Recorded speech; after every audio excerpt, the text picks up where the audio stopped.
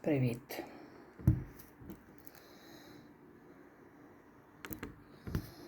Дивися, що зробиш Матвієві.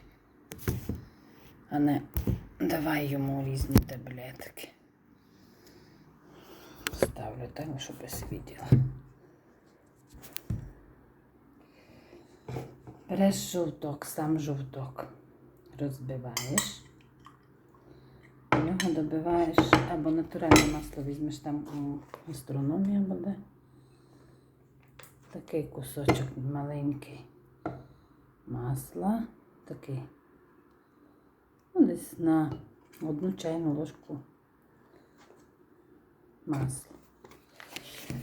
І береш, так як він маленький, то йому доста соду, там 1 кофейну ложечку соди. Кофейна ложечка. І все файно перетираємо. Без защинило.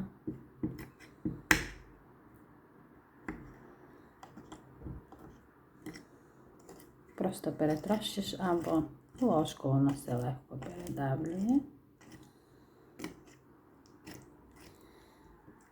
І кладеш меду, 1 столову ложку. Я не міряю, бо я вже знаю приблизно. 1 столову ложку меду. І десь так у чашці, може, 200-200 грам, так не повна, щоб була чашка молока. Молоко не доводимо до кипіння, просто щоб було гаряче, би се могло розтопити маселко. І готуємо дай випити натощак перед школою. Получається яйце, мед, масло, молоко і сода. 5 інгредієнтів. Яйце саме, жовток, масло, сода і молоко.